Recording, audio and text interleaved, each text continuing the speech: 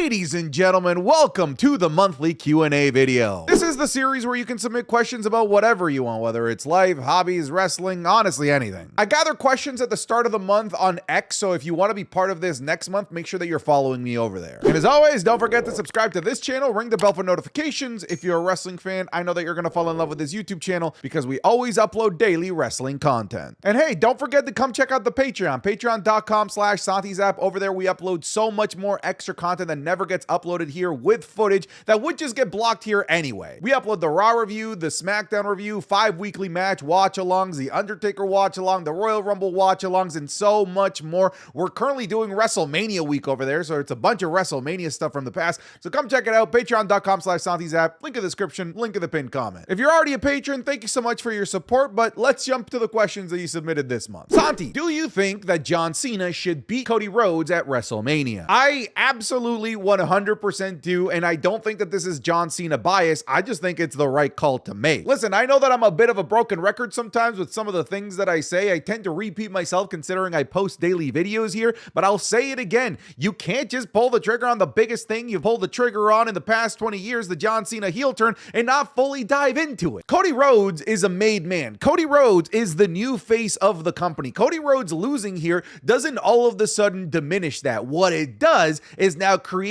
the ultimate bad guy for Cody Rhodes to chase for the rest of the year, which is exactly what we want out of a hero story. Cody's already at the top of the mountain. He already is. And the best thing to do when you're already at the top of the mountain is to get knocked off the mountain so that you can climb it again. And in my opinion, it doesn't get to be a bigger mountain for Cody Rhodes to climb than heel John Cena as champion being said mountain. On top of that, I really believe firmly in my heart of hearts that the WWE needs, it deserves a top evil bad guy at the top of the mountain like a John Cena. If it's not going to be Roman Reigns anymore, if The Rock is not going to be around, I think that it should be John Cena to be that top evil bad guy from Elden Ring gatekeeper preventing the baby faces from climbing the top of the mountain. I also just don't want to see a John Cena retirement tour where this dude's just losing time after time after time. Listen, I thought that's what we were going to get. I thought that was the story that we were going to do, but I completely have thrown that out the window with heel John Cena now entering the equation. Heel John Cena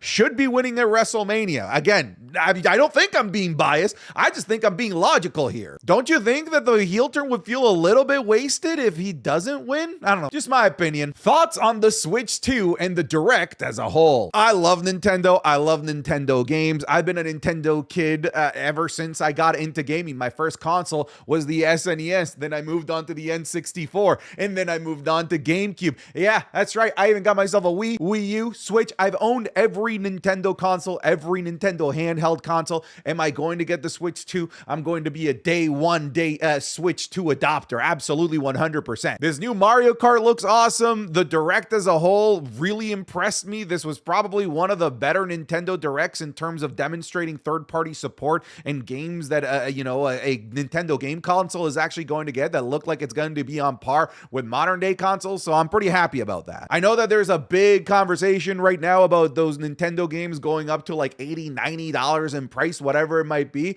But I've never been against gaming companies raising the prices of games if the game deserves to be more expensive. Like, for example, I would have paid $100 for Red Dead Redemption 2. And I'm sure some people would have paid $100 for something like Baldur's Gate 3, Witcher 3. There are games that deserve to be more expensive. The problem is that when you standardize a price increase like Nintendo is going to, then you're going to have shitty ass games also being like, yeah, we're worth $90 too, when that's not the case. So I'm not mad about games being more expensive. I'm mad about the shitty games thinking that they should be more expensive now as well, which will happen, by the way. This will be a price increase across the board. So if you're a gamer, just get ready for your wallet to start crying a little bit more. What's the dream women's match that you would like to see? My dream women's match is like right there. You know, it's right there. It's Stephanie Vaquer versus Io Sky. That match would literally melt melt me. It would literally melt every ounce of my being with how good that match would be, and the lead up and the excitement to that match would maybe be a little bit too much for me to bear. But that to me is my dream match, and it's right there. It's right there. We just need Stephanie Vaquer to get called up, or Io Sky to go down for a one-off match with Stephanie Vaquer, and the world would just be so much better if we get that match. If you're given an option, which main roster wrestler would you move to NXT and why? I think at this point I would just move Shinsuke Nakamura. It looks like Shinsuke Nakamura is gonna be on his way out, returning to Japan. So at this point, you might as well use him for something beneficial for the future of the WWE, which could be to mentor the future stars of the WWE and make them look good on his way out. On top of that, it's not like they're using him successfully with anything creatively interesting on the main roster, so you might as well try your luck somewhere else on NXT, and Shinsuke is an NXT legend, so I'm gonna say Shinsuke Nakamura. Does finding ideas to record ever become a struggle, and if you're ever demotivated, how do you continue to push forward? It's easy for me to not get demotivated because I have a really simple motivation. This is my job. If I don't do it, I don't eat. It's as simple as that. If I don't do it, I don't get to pay my house mortgage. If I don't do it, I'm poor.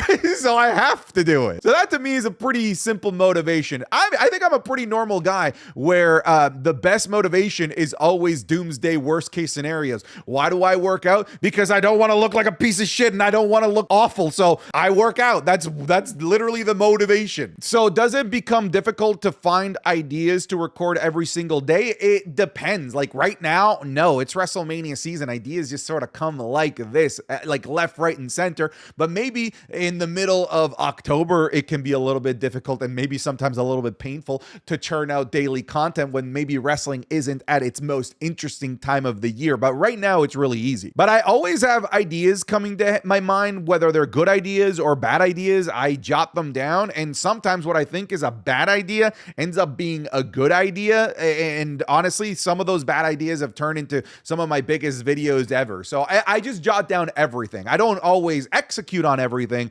but after I jot it down, sometimes I come back to it like a week later and I'm like, you know what? Let me try that video and see how good it is. Like there's a video coming out early next week that I think is a bad idea, but maybe it'll do well, involving WWE trading cards and seeing if I can be profitable buying WWE trading card boxes. You'll see. You'll see. I think it's a bad idea, but it might turn out to be a good one. We'll see. Should Jey Uso have a long or short title reign once he wins it at WrestleMania? I mean, like, I don't know what kind of question that is. I'm like, respectfully, like, how do I know? How does anybody know whether he should have a long reign or a short reign? I think it's all completely dependent on what the championship reign feels like. I think it might be easier to answer that question had he already been a world champion, but we've never seen what a world champion Jey Uso looks like. So who am I to say that, yeah, it should be a long reign or a short reign when it could be terrible? If it's a terrible reign, I want it to end immediately. If it's a great reign, then why would I want it to end? So like, it's entirely relative and completely speculative, honestly, if to try and answer this question right now. Are you going to WrestleMania? It would be awesome to meet you there. If I go to WrestleMania, it'll be something really last minute like I did with Elimination Chamber. Right now, based on what time of the year it is and the day of the month and how close we are to WrestleMania, it doesn't look like I'm going to be going. It's looking like my work duties will have me here in the office, live streaming, recording videos, etc., etc. If I do go, I will 100% like tell you my location so that we can all meet and all hang out. That's what we did at Elimination Chamber, and a bunch of you guys came up, and I think I literally met, well, like seriously, hundreds of you. I think it would be crazy to do a meet and greet at WrestleMania because like that's my place, that's my people, like that is where I would thrive. I also, by the way, just don't like Las Vegas. I know that you might think Santi's a bro. He probably loves to go there and gamble. I love gambling, but I just don't like Las Vegas. Me and that city just do not vibe very well. But again, who knows? It's always last minute with me. I might go, but those ticket prices certainly make it a much more daunting task to make that decision because my goodness, like over $1,000 for nosebleeds on a 2-day pass. That's come on.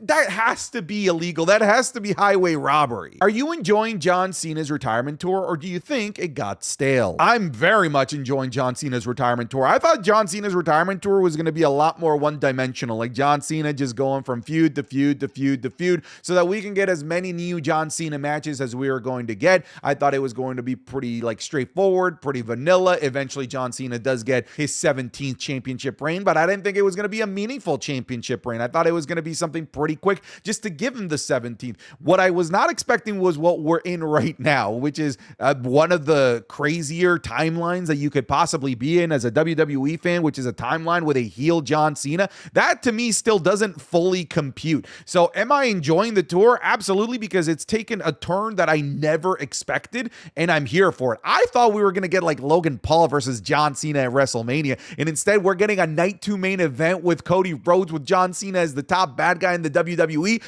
How can you, as a John Cena fan, not be satisfied with this? If you were expecting Cena to be having matches on Monday Night Raw in these appearances, I mean, you always had your expectations completely wildly off. I always expected his matches to only be at PLEs, and we're already off to the races, folks. A Royal Rumble runner-up run, a Elimination Chamber victory, and now a night 2 main event of WrestleMania. How can you not enjoy this as a John Cena fan? Listen, if you think that you're good at predicting wrestling and wrestling match outcomes, then you should definitely be going to MyBookie, because you can actually bet on WrestleMania results over there. And MyBookie actually lets you make the ability to make your pick before the actual matches take place, or sometimes during the actual matches as well. It's not just for sports betting as well. It's a full-fledged casino with all kinds of casino games. If you'd like to go check that out, you can on MyBookie. Now, if you are new to MyBookie, make sure that you sign up with my code Santi, you already know, so that you can get a deposit boost of up to $2,000. So don't settle for a second-rate book. Bet smarter, win bigger, only at MyBookie. Let's get you back into the video. If you ever get to interview John Cena, what is the one question you have to ask? I do not want to interview John Cena. I'm going to be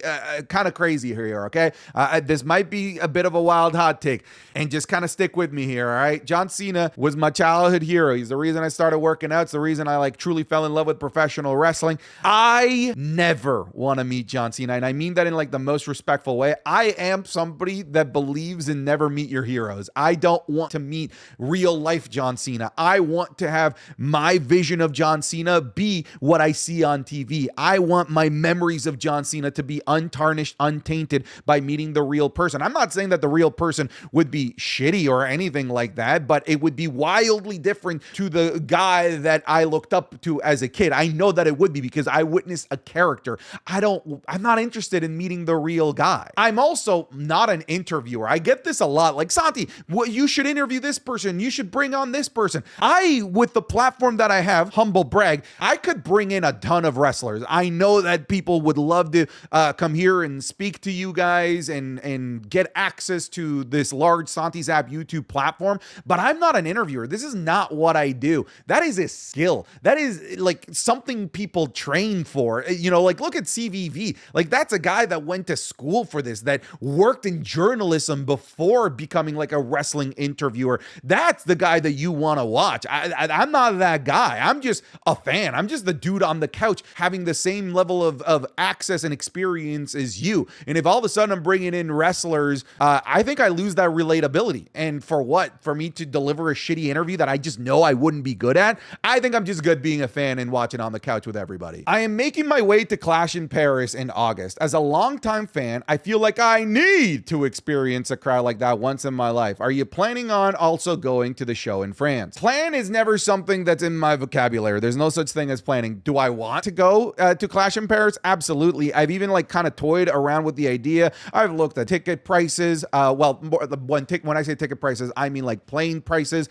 They're expensive. All right. Hotels in Paris are going to be even more expensive. And we've seen what WWE charges our poor friends from the old continent of Europe in terms of ticket prices. It's usually, your firstborn child. If you want better seats, it's usually your first 3 firstborn children. So am I planning on going? I don't know. Would I love to go? Absolutely. I would also love to be able to experience a crowd like this, but I don't know. I'm gonna be honest. I don't know. Honestly, want to know, how do you understand professional wrestling? I watch your videos and see you predict things as if you have the script in your hand. Was it someone's influence that made you understand wrestling more, or is it just common knowledge to you? I appreciate that. I just want to clarify. I'm definitely way more wrong than I am right. I definitely celebrate when I'm right, and it might seem like I'm right when more often than not I am wrong. In terms of how do I understand professional wrestling? Was it someone's influence? No, when you watch the product long enough, at this point, I'm going up on 22 years, watching since 2002, 23 years, Jesus Christ. It just sort of becomes a second instinct, an extra instinct that you just sort of develop. You can kind of see where storylines start to go. You can start to sniff out certain results. You can see when people should take losses, when they shouldn't take losses, when it's going to be a disqualification, when it's going to be a roll-up. You can start to piece that together, but even as long as I've been watching, it's still unpredictable. It's still very difficult to be 100% dead on with predictions. So yeah, nobody taught me how to analyze wrestling. It's just something that you just sort of innately become good at. What do you do when you're not watching sports or making content? Like, what do you watch or do in general? I like working out. I like playing video games. I just bought an arcade cabinet because I wanted something cool from a basement. So I've been playing a little bit of Metal Slug and a little bit of the Simpsons arcade game over the last couple of days. I like playing with my dog. I like visiting family. I do like traveling, even though I don't get to do it as much as I love to. I'm honestly like a pretty just normal dude. Like, I don't have any like super niche or unique like hobbies or anything like that. Like, it's about as bro as it gets. It's gym, video games, sports, and wrestling. That's about my life. With the amount of toxicity that's going rampant on X and people leaving it, have you considered doing hot takes on the YouTube community tab or on Instagram? Honestly, no. I think I've got a pretty good strategy to help grow my social medias, which is to deliver something that you can't find on other platforms on each platform. So on YouTube, this is where you get the long form videos. On Instagram is where you get the reaction content. And on Twitter is where you get some more community driven things like being able to participate in hot takes and in these Q&A videos. I want you to go to all of these different platforms and interact in the way that those platforms are designed to be interacted with. I totally understand the toxicity of Twitter. That's why if you look at my Twitter feed, I very rarely reply or engage with conversation with anybody. It really is just me telling you thoughts, and that's about it. I don't get into debates or conversations or arguments with anybody on Twitter. I just stay in my lane. I have my head down and I am working all the time. So am I planning on moving it away from X? No, because I want you to go to X and I want you to follow the X for the hot takes and for Q&As. What are matches that took place in a normal PLE that should have been at WrestleMania? Okay. I mean, I'm not going to go through a bunch of matches. I feel like that could be an interesting video topic. But the first one that always comes to mind is The Undertaker versus Kurt Angle at No Way Out. It happened 1 month before WrestleMania 22. A WrestleMania 22 that Undertaker will go on to have a stinker of a casket match with Mark Henry. Imagine had we had Undertaker versus Kurt Angle instead. Undertaker versus Kurt Angle at No Way Out is one of my favorite matches, and the only reason I believe that it's not talked about as highly in regard as like one of the best matches of all time is because it happened at a throwaway pay-per-view a month before the biggest pay-per-view of the entire year. Had Kurt Angle versus The Undertaker happened at WrestleMania, it would have been one of Taker's best matches in his WrestleMania run. It would have been one of the best WrestleMania matches of all time, and it would still to this day be talked about regularly when we get to this close to WrestleMania, when people start talking and reminiscing about WrestleMania matches from the past. So Undertaker versus Kurt Angle, No Way Out. What was the origin of this pick? It's easy. I was auditioning for Snow White. Didn't you see they were looking for a Latina Snow White? So, I mean, I'm Latino. I figured I could throw my name into the hat and maybe get this role. Unfortunately, somebody else got it and the movie ended up being terrible. It would have been so much better with me as Snow White. If you were on a deserted island, what other wrestling content creator would you want with you? I think I would definitely take Con Man. I think I could very easily overpower Con Man, which would allow me to take him out and use him as food and as fuel so that I can survive more days on the island. Yeah, I would definitely bring Con Man so I could eat him. What made you get started in the career that you chose? What made you decide to go down the path that you did, and what motivated you to pursue it? Love your videos and your TikToks. Thank you for the kind words. In terms of what motivated me to choose this current career path, well, I always wanted to make content. I always wanted to be a YouTuber. I've been making videos since like 2007, like literally since like early like freshman year of high school days. I've been uploading things to YouTube. You won't ever find those like really, really old videos from like 2007. I don't even know where those videos are, but I had a Call of Duty channel in the early 2010s. I've been live streaming on Twitch for like the better part of now over 10 years. So I've always been trying. It's just a craziness that it was wrestling that made all of this take off. So when this became a very like lucrative but also stable work option for me, it didn't take a lot of convincing for me to leave my corporate job, the corporate job that I went to like school for and stuff, to jump to do this, because I got to be my own boss. I got to make my own hours. I work a lot more, but it's doing things that I love. In terms of who encouraged me to make the leap from corporate Santi to WWE wrestling content creator Santi, it was my dad. My dad literally said, like, yeah, like if you fail at this content creation thing, what's the worst that can happen? I'm like, well, I probably have to go back to that old job. Bingo, just go back to the old job. And here we are. We are now almost 2 years of being a full-time wrestling content creator, and it was the best decision that I've ever made. Santi, what is your favorite country that you have visited? So I have not visited like that many countries. I think maybe like relative to some of you watching, it would be considered a lot. I think I visited maybe like 7 different countries. I did do a little European tour. I've been places, and I'm going to Japan in October. I will say, I think it'd be kind of cheating for me to say Colombia, because that's where I'm from. That's where I was born. So I won't say Colombia. Instead, I'll go to the old continent of Europe and I'll say Portugal. Portugal was amazing. The people were great. I think I went at a good time of year because the weather was fantastic. I love the Portuguese food, the culture, the fact that it's also one of those untouched countries by World War II means that the old architecture is still all there, which you can't say that about a lot of European countries. I love Portugal. Portugal was truly beautiful. I want to introduce someone to wrestling. Where do I tell them to start from so that they won't be lost? Well, you just tell them to start from like now. You don't tell them, go back to this year and catch up. No, they'll never catch up, dude. You just tell them to start now. And eventually, if they fall in love with what they're seeing now, they themselves will make the decision to go back in time and watch some older things. At least that's how it was for me. Like, I just started on a random episode of Raw. That's just kind of what you have to do. They will initially, by law, be lost. But if they have you as a friend to be able to guide them and explain storylines that they're watching on like play out, then it should make it easier for them. But don't overcomplicate it. Just start now at the moment. Don't go back to the past to start somewhere else. Did you choose Pokemon Gold or Silver when they came out? I was Gold initially. I did eventually get both games, but I don't even know how I got Silver. I think I borrowed it from a friend, and then I think that friend moved, and I just ended up keeping his copy of Pokemon Silver. But yeah, I started with Gold, and even if it's Gold or Silver, I will always pick Totodile. That is the greatest starter of all time. Finishing off the career with Feraligatr doesn't get better than that, folks. Have you watched Invincible? And if so, what do you think of the show? I loved Invincible. I don't know why so many